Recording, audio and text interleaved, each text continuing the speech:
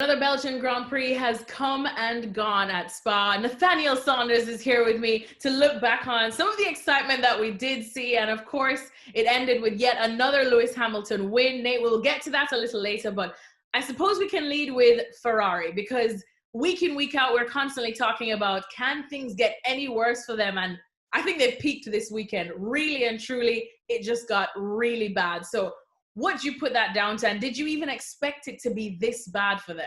Yeah, this was the lowest low that Ferrari's had for, I think, the entire time I've been watching Formula One. I can't remember it being this bad because it was all legitimate. It wasn't, they didn't crash at the start of the race and have to come back to the field. They didn't qualify out of position. They were slow on Friday. They were slow on Saturday. They were slow on Sunday. We knew that they obviously had a deficit in a straight line. That's been the story of the season. But this really showed just how bad that is.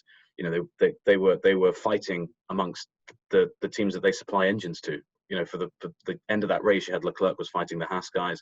The only car that was behind Ferrari on legitimate pace was Williams. And obviously Williams has been at the back of the order for years now and, has only just really secured long-term financial stability. So, they've just kind of come out of that situation. So for that to be happening to Ferrari is pretty insane when you actually think about it. The amount of money that they get just from turning up to Formula One. If you read the figures, and they're accurate, they would have got, you're pushing towards $1 billion they got over the last decade just for turning up. That's before their prize money, etc. So for them to not be able to compete even in the points is pretty shameful. And you think they've got 2 races in Italy coming up. They've got their 1,000th race coming up at a circuit they own.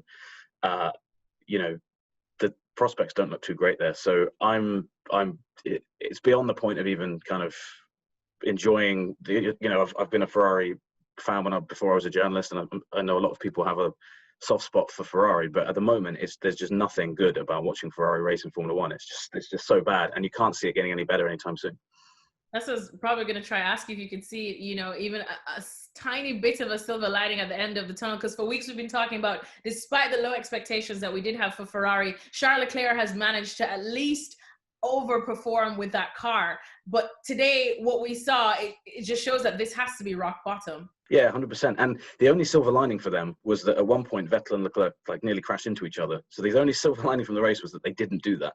And that really sums up, it was a classic kind of Brazil situation from last year where both those guys clearly didn't give each other as much room as they might otherwise have done. There's obviously a lot going on behind the scenes with Vettel leaving.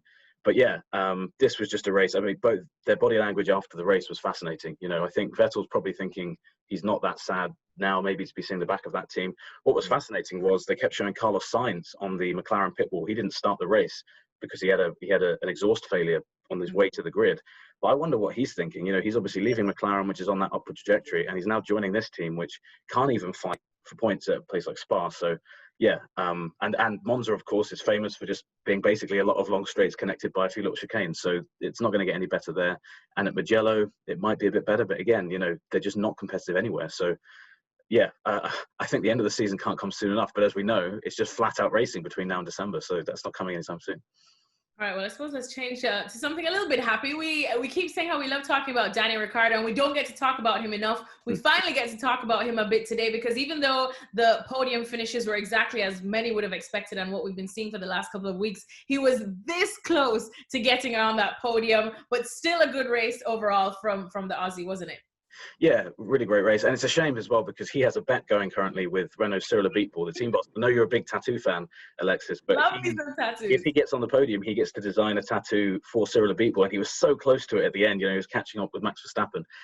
Yeah, great race. And Renault quite quietly have been performing really well at some of these races, and Daniel Ricciardo, I think, has been one of the standout drivers, but it's kind of just been going under the radar a bit. We've talked a lot about, McLaren and Lando Norris and stuff like that, but Ricciardo's really been good. And this weekend, he was just on it all weekend. And he had a great fight with Max early on. And it made me, I was sitting here watching it with Lawrence Edmondson. And I said, it's such a shame we haven't been able to see this guy at the front of the grid, because when he gets into those wheel-to-wheel situations and he's got that competitive fire in him, I still think he's one of the best drivers out there, and we just haven't been able to see. He hasn't had the car to do it. So great to see him back up there. And yeah, if the race was maybe a couple of laps longer, obviously it wasn't, he might have got there, because the front three were just managing their tyres at the end, and he was just slashing the gap. I think he finished about 3 seconds down on Max in the end. So it looked really good, and he must have been starting to think, like, well, what tattoo should I give him, because it looked close at one point. So yeah, shame he didn't get on there, but good sign for Renault, and I think they look like they're in a really good spot. I would say fire that tattoo gun up, because it just might be coming. There's still time indeed. And I suppose someone else who loves tattoos, Lewis Hamilton, that's for sure. And we definitely have to talk about him, even though, again, it was another expected Lewis Hamilton win. But I mean, he said it, he's 35 going on 36, feels better than ever. That's clearly what's showing, when every time he goes out there, and he's just that much closer to continuously making history and getting to these Michael Schumacher numbers that I'm sure you expect him to make very soon.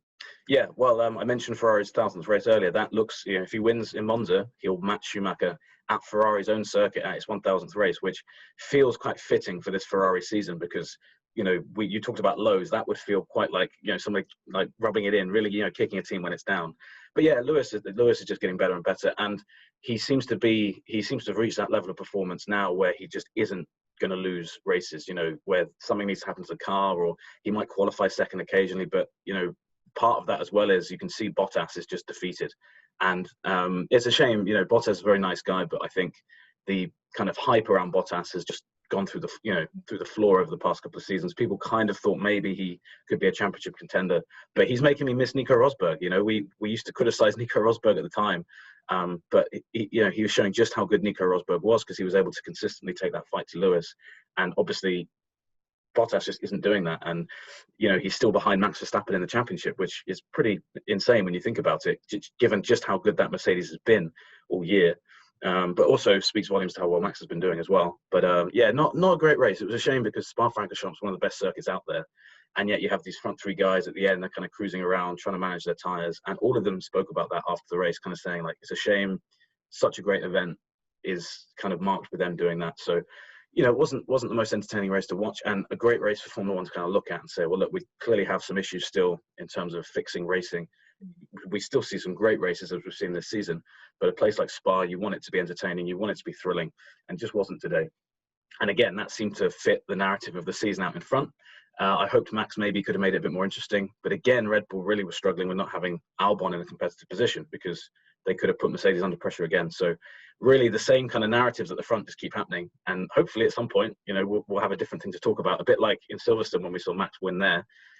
Maybe in Italy we'll get one of those, but again, it'd be brave to put your money anywhere but on Lewis Hamilton right now, wouldn't it? Thanks for watching ESPN on YouTube, and for more sports highlights and analysis, be sure to download the ESPN app, and for premium content plus live streaming, make sure to subscribe to ESPN Player.